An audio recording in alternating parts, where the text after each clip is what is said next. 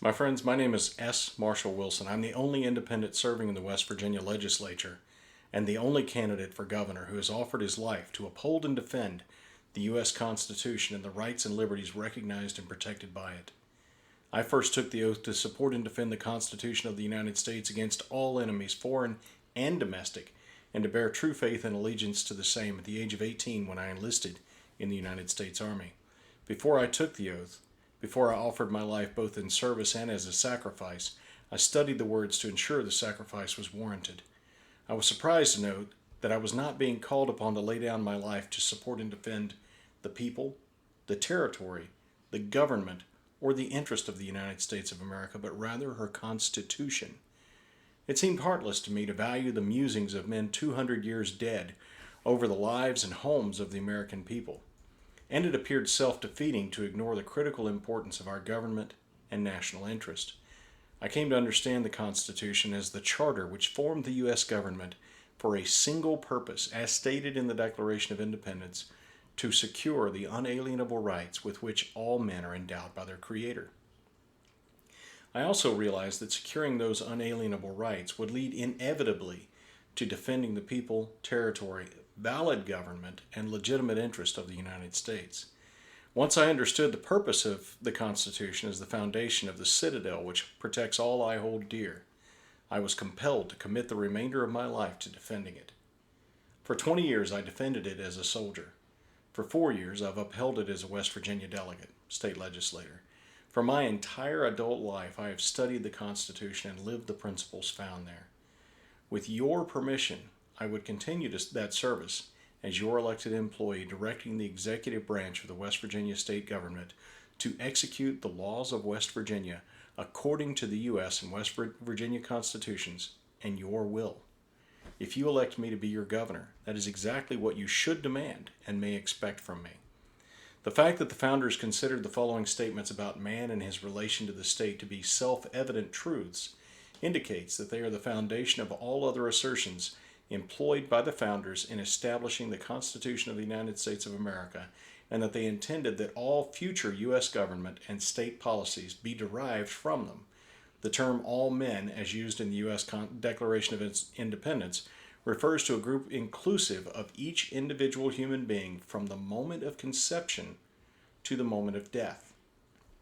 The idea that all men exist independently of the state, and so are something other than mere components of the state, is inherent in the assertion that men are created. The use of the word equal obviously does not denote that each human being throughout history has attained the same stature, wealth, accomplishment, or beauty. It indicates instead that each human being has equal standing before the law, that each human being has a right to equal protection under the law, and that each is equally accountable to the law. The fact that all human beings are endowed by their Creator with rights indicates that the source of those rights is an authority outside and above the state, and so that the rights themselves are beyond the reach of the state.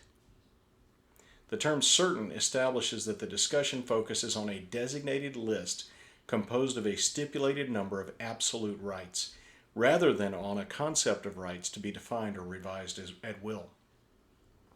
Unalienable communicates the idea that the rights discussed are integral to the individual human being by dint of the mere existence of that human being. So, by no means can be treated as external to the individual human being.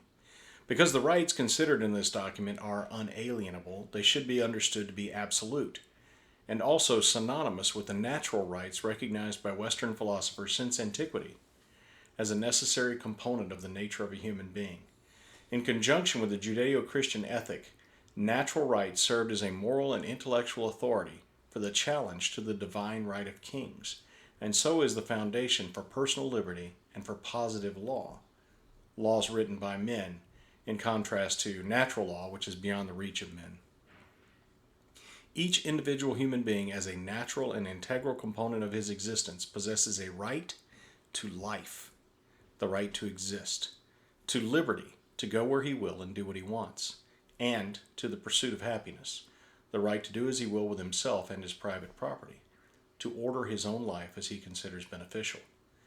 Because the state has no meaning except in relation to men, and that meaning is drawn into sharp relief in the state's relationship with each individual human being. The preceding discussion of men and their rights provides context for the critical assertions concerning the nature of government that follows. The Declaration clearly defines its purpose. To secure these individual natural rights, governments are instituted among men.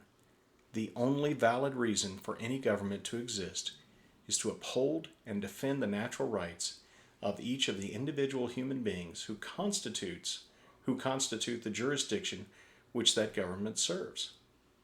The Declaration stipulates that governments derive their just powers for executing that responsibility from the consent of the governed, those whose rights the government is instituted to secure.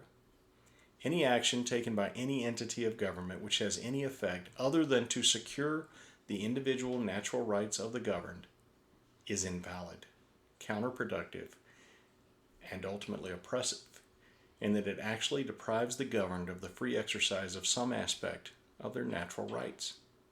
Because such a government has become destructive of these ends, securing the natural rights for each individual citizen, it is the right of the people to alter or to abolish it, and to institute new government.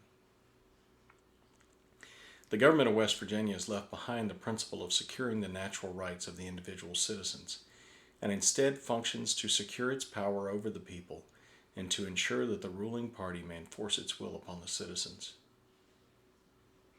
It is my singular motive to reestablish constitutional governance and so build in West Virginia a bastion of liberty where my children might raise their children in a free, just, prosperous, and secure land. Please allow me the opportunity to do so, and in this manner, secure the blessings of liberty to ourselves and our posterity.